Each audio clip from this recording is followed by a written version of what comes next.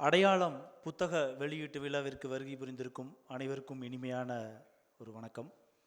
இங்கே நிறைய ஸ்டூடெண்ட்ஸ் இருக்கீங்க. உங்களுக்கு எல்லாத்துக்கும் ஒரு விஷயம் சொல்லணும்.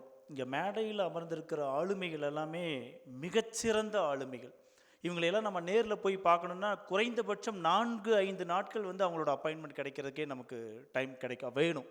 அப்பேற்பட்ட ஆளுமைகள் ஒரே மேடையில் ஒரே நேரத்தில் நம்ம முன்னாடி இருக்கிறாங்க, உட்காந்துட்டு இருக்காங்க. அப்படிங்கிறது நமக்கெல்லாம் கிடைத்த ஒரு மிகப்பெரிய வாய்ப்பு. அந்த வாய்ப்பை நம்ம எல்லாருமே பயன்படுத்திக்கணும். ரொம்ப ரொம்ப மேடையில் வந்திருக்கிற அனைவருக்கும் நம்ம அனைவரின் சார்பாக மனமார்ந்த ஒரு நன்றிகள். இந்த புத்தகத்தை அடையாளம் புத்தகத்தை படிக்கிறதுக்கு முன்னாடி 4 பக்கத்தில் இந்த புத்தகத்தை பற்றி அணிந்துரை எழுதியிருப்பாங்க. ஐயா இயக்கோகா சுப்பிரமணியம் அண்ணா இப்போ பேசினாங்க. அவங்க அணிந்துரை எழுதியிருப்பாங்க. அந்த அணிந்துரை 4 பக்கத்தில் இருக்கிற அந்த அணிந்துரையை மட்டும் நம்ம படிச்சிட்டோம்னா அந்த புத்தகத்தை படிக்காமல் நம்ம அடுத்த வேலையை எடுக்கவே முடியாது. எப்படியாவது படித்து முடிச்சிருவோம். அப்பேற்பட்ட ஒரு கருத்தாளமிக்க அணிந்துரை 4 பக்கத்தில் அழகாக சொல்லியிருப்பாங்க. வேறு எவ்வளோ பெரிய சினிமா படமாக இருந்தாலும் அந்த படத்துக்கு ட்ரைலர் எப்படி முக்கியமோ அந்த மாதிரி இந்த எழுத்துக்கு, அந்த அடையாளம் புத்தகத்தினுடைய எழுத்துக்கு அவளுடைய அணிந்துரை அவ்வளவு அற்புதமாக இருக்கும். அவருக்கு இந்த நேரத்தில் நம்ம அனைவரின் சார்பாக ஒரு நன்றிகள். நான் வழக்கமாக தேங்க்யூ. நான் நிறையா என்னுடைய தொழில், என்னுடைய குடும்பம், துளிகள் அமைப்பின் மூலமாக நிறைய மரங்கள் நடுவது, இதோடு சேர்ந்து நிறைய புத்தகங்கள் படிக்கிறது எனக்கு வழக்கம். நிறைய புத்தகங்கள் படிப்பேன். அப்போ மிகப்பெரிய எழுத்தாளர்களுடைய புத்தகம், இங்கே வந்திருக்கிற பாரதி கிருஷ்ணகுமார் ஐயா, இயக்கோகா சுப்பிரமணியம் ஐயா, இந்த மாதிரியான எழுத்தாளர்கள் பல வருட எழுத்துக்கள் எழுதிக்கிட்டு இருக்கிறதுல பல வருடம் அனுபவசாலிகள். அவங்களுடைய எழுத்தை படித்தால் எப்படி ஒரு உற்சாகமும் உத்வேகமும் கிடைக்குமோ அதே உற்சாகத்தையும் அதே உத்வேகத்தையும் இந்த அடையாளத்தை புத்தகத்தை படிக்கும் பொழுது உணர முடிஞ்சது. ஸோ அந்த அளவுக்கு ஒரு இந்த புத்தகத்தை தன்னுடைய இந்த கொங்கு மண்டலத்தினுடைய அடையாளத்தை அவ்வளவு அழகாக அடையாளப்படுத்தி இருப்பார் நம்முடைய அப்பண்ணா அவர்கள். இன்னும் சுருக்கமாக உங்களுக்கு அழகாக புரிகிற மாதிரி சொல்லணும்னா, சூப்பர் ஸ்டார் ரஜினிகாந்த் அவர்கள் நடித்த அண்ணாமலை படமும், சரத்குமார் அவர்கள் நடித்த சூரிய வம்சம் படமும், நம்ம காங்கயம் அப்பண்ணா அவர்கள் எழுதிய அடையாளம் புத்தகம், இது 3க்கும் மிகப்பெரிய ஒரு ஒற்றுமை இருக்குது. என்னென்னா, அண்ணாமலை படத்தில் ரஜினி பார்த்தீங்கன்னா ரொம்ப வெகுளியாக ஒன்றும் தெரியாத ஒரு மனிதனை காமிச்சிருப்பாங்க. அதே மாதிரி தான் சூரிய வம்சம் படத்தில் சரத்குமாரும் பார்த்தீங்கன்னா ஒரு சர்வசாதாரண ஒரு மனிதனை காமிச்சிருப்பாங்க. அதே மாதிரியான ஒரு கேரக்டர் தான் இந்த கதையில் வர்ற சின்னசாமி கேரக்டர் ஹீரோ. ஸோ ஒன்றுமே தெரியாமல் ஒன்றுமே புரியாமல் இருக்கிற அந்த ஹீரோக்கள் 2 பேர் எப்படி மிகப்பெரிய வெற்றியாளர்கள் அந்த படத்தில் கடைசியில் வருவாங்களோ, அதே மாதிரி எதுவுமே தெரியாத ஒன்றுமே புரியாத அப்பாவியாக இருக்கக்கூடிய அந்த சின்னசாமி கேரக்டர் அவர் அண்ணனை நம்பியே, அண்ணன் ரத்தினசாமியை நம்பியே வாழ்ந்து பழகி போன அவர் ஒரு நாள் ஒரு சமயத்தில் அந்த ரத்தினசாமியால் கைவிடப்பட்டுருவார். கைவிடப்பட்டு வாழ்க்கையில் நான் அடுத்து என்ன பண்ண போகிறேனே தெரியாமல் தவிச்சு நின்ன சூழ்நிலையில் அந்த சின்னசாமியினுடைய மனைவி மரகதம் கேரக்டரும், அவனுடைய அந்த சின்னசாமியினுடைய உயிர் தோழன் சலவை தொழிலாளி மணி ஒரு கேரக்டரு, அந்த சின்னசாமியினுடைய குருநாதராக விளங்கக்கூடிய அரசப்ப செட்டியார், இவங்க 3 பேரும் சின்னசாமி ஒன்றுமே தெரியாத அந்த மனிதனை எப்படி மிகப்பெரிய ஒரு வெற்றியாளனாக, தொழிலதிபராக, புகழ் படைத்தவனாக, சமுதாயத்தில் அனைவரும் மதிக்கத்தக்கவனாக மாற்றுகிறார்கள் அப்படிங்கிறத அந்த படத்தினுடைய இந்த அடையாளம் கதையினுடைய விஷயம்.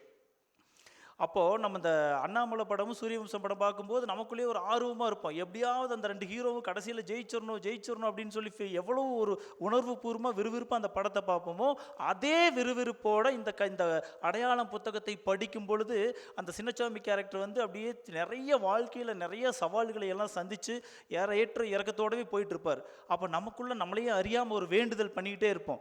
எப்படியாவது இந்த சின்னசாமி ஜெயிச்சிடணும்னு சொல்லிட்டு நம்மளையே அறியாமல் அந்த நமக்குள்ளேயே வேண்டுதலை வச்சுக்கிட்டே படிப்போம். அப்படி அந்த கதைக்குள்ளேயே நம்மளையெல்லாம் கொண்டு போக வைத்த ஒரு மிகச்சிறந்த ஒரு எழுத்தாளராக அப்பண்ணா அவர்கள் இருக்காங்க. அவருக்கு இந்த இடத்துல அனைவரின் சார்பாக ஒரு மிகப்பெரிய ஒரு பாராட்டுகள். அதே மாதிரிங்க, நான் இன்னொரு சுவாரஸ்யமான விஷயம் நான் படித்ததில் என்னன்னாங்க, நம்ம இந்த கொங்கு மண்டலத்தில் கவுண்டர்கள், முதலியார்கள், செட்டியார்கள், நாவிதர்கள், சலவை தொழிலாளிகள் இவங்கெல்லாம் எப்படி ஒருத்தருக்கு ஒருத்தர் ஒற்றுமையாக இருக்கிறாங்க, உதவியாக இருக்கிறாங்க அப்படிங்கிற விஷயத்த அந்த அப்படியே கதையில் அழகாக எளிமையாக சொல்லியிருப்பார். அதில் ஒரு அழகான ஒரு உரையாடல் நடக்கும். 2 செட்டியார்கள் பேசிக்குவாங்க. அரசப்ப செட்டியாரும் ஐயப்ப செட்டியார் 2 பேர் பேசிக்கிற மாதிரியான ஒரு காட்சி.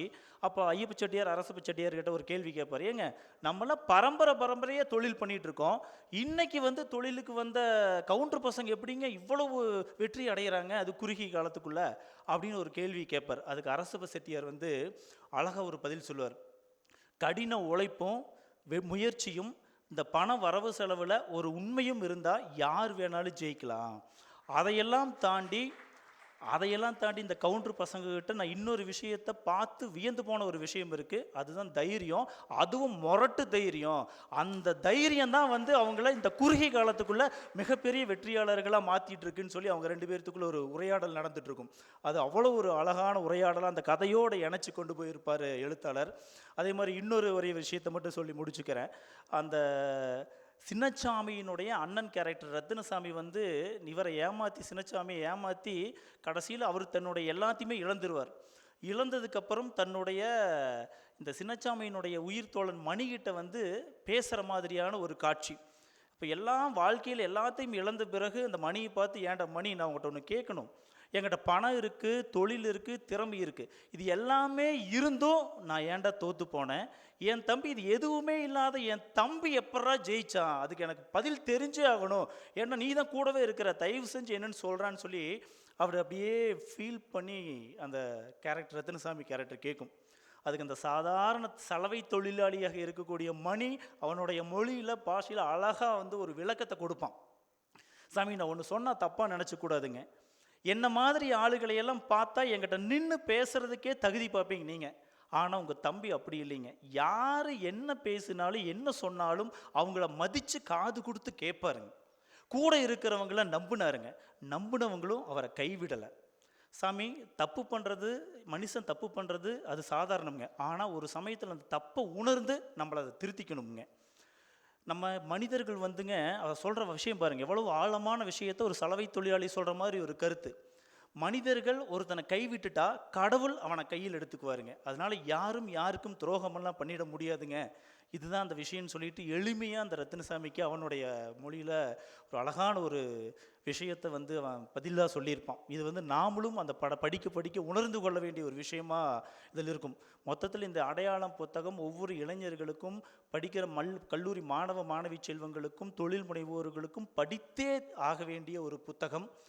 மொத்தத்தில் அடையாளம் புத்தகம் அன்பும் அறிவும் ஆற்றலும் ஆச்சரியங்களும் நிறைந்தது. இந்த கொங்கு தமிழுக்கும் தமிழர்களுக்கும் கிடைத்த ஒரு மாபெரும் பொக்கிஷம். ஒரு கதையை படிக்கும் பொழுது மயக்கம் வரலாம்.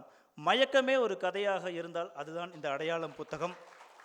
இவ்வளவு ஒரு அடையாளத்தை, இப்படி ஒரு அடையாளமான புத்தகத்தை நம்ம கொங்கு மண்ணிற்கு வழங்கிய அப்பு அண்ணா அவர்களையும், அந்த அப்பேற்பட்ட ஒரு புத்தகத்தை வெளியிட தன்னுடைய நேரத்தை எல்லாம் கொண்டு வந்து இங்கே அமர்ந்திருக்கும் இந்த அனைத்து மேடையில் அமர்ந்திருக்கக்கூடிய அனைத்து சிறப்பு விருந்தினர்களையும் நான் எப்படி நன்றி சொல்லுவது, எப்படி வாழ்த்துவது, எப்படி பாராட்டுவது என்று எனக்கு தெரியவில்லை. ஒருவேளை நான் பூவாகவோ மலராகவோ பிறந்திருந்தால் என்னுடைய வண்ண மகரந்தங்களை எல்லாம் வாரி எடுத்துக்கொண்டு வந்து இவர்கள் காலடியிலே குவித்து இவர்கள் அனைவரையும் அழகுபடுத்தி ஆலிங்கனம் செய்திருப்பேன். ஆனால் என் தாயின் கருவறையோ இங்கு தமிழ் மகள் துணையின்றி தவிக்கின்றாள். அவளின் கரம்பிடிக்கும் காதலனாய் போமகனே பூமகனே புதுமகனே என்று தமிழனாக என்னை தரணியிலே தவள விட்ட காரணத்தினால் என்றைக்கு நான் என்னுடைய உதட்டு விளிம்புகளில் உயிர் எழுத்துக்களை உச்சரிக்க தொடங்கி களைத்து போன நேரத்திலும் சளைத்து கொள்ளாமல் கண்கள் கனிய கனிய படித்து படித்து எந்த தமிழால் நான் ஈர்க்கப்பட்டேனோ அன்றிலிருந்து நான் தமிழையே நேசிக்க வேண்டும், தமிழையே வணங்க வேண்டும் என்ற நெஞ்சார்ந்த சிந்தனை நெருடிய காரணத்தினால் அங்குதான் இங்குதான் என்று இல்லாமல் எங்கும் எதிலும் தங்கு தடையின்றி நுங்கும் நுரையுமாக பொங்கிச் சிரிக்கின்ற என்னுடைய பிள்ளை தமிழிலே இவர்கள் அனைவரையும் நான் வாழ்த்துவதற்கும் வணங்குவதற்கும் என்னுடைய கண் மலர்களை இவர்களுடைய கால் மலர்களில் வைத்து நன்றி சொல்லி விடைபெறுகிறேன். நன்றி, வணக்கம். அருமை அருமை. தமிழும் உங்களை வாழ்த்துகிறது, தமிழால் உங்களை வாழ்த்துகிறோம். தமிழ் உங்களுக்கு வணக்கம் செலுத்துகிறது. உங்களது தமிழுக்கு உருவகமாகவும் உவமையாக